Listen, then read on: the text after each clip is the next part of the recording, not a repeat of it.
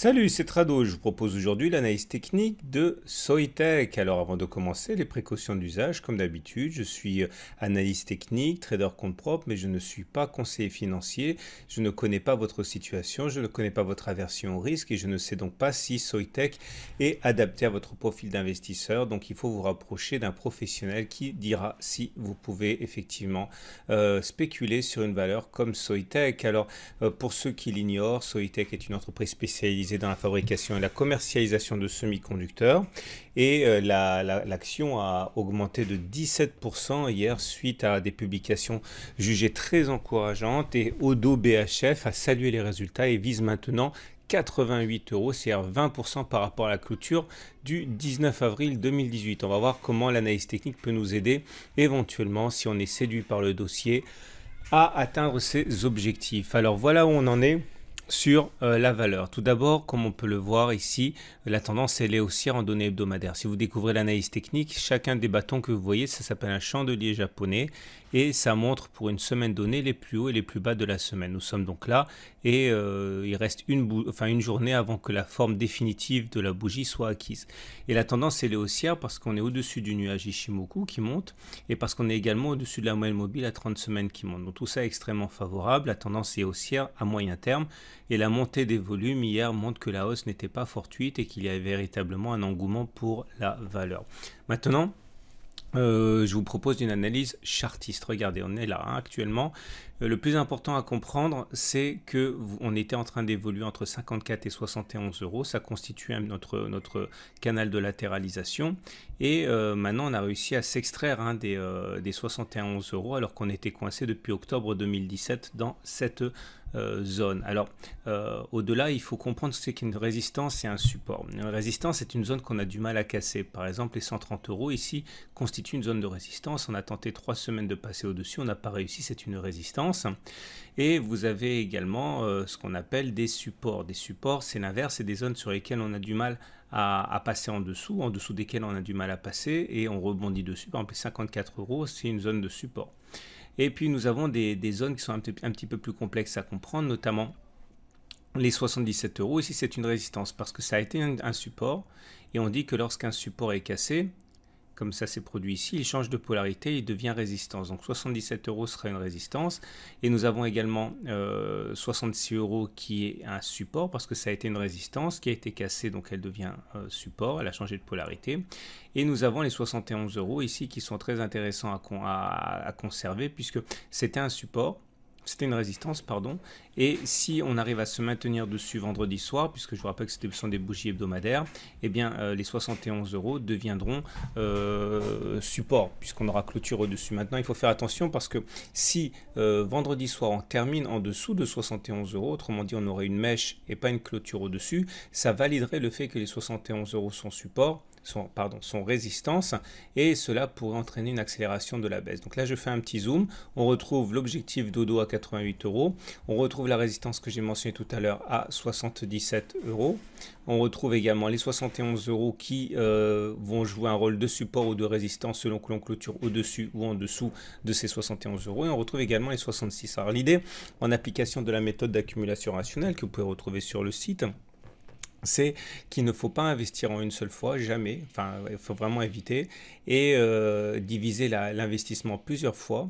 Alors vous pouvez éventuellement acheter maintenant, c'est pas la question, mais en tout cas il faut garder de quoi renforcer. Alors renforcer pour intervenir à des moments particuliers, soit lorsque l'on revient sur des supports, soit par exemple là vous voyez, si vous aviez accumulé à chaque fois qu'on revenait sur 54 euros, en particulier ici, vous auriez pu bénéficier de toute la hausse, parce que les supports sont des zones où les accélérations haussières sont plus probables qu'à un moment M quelconque.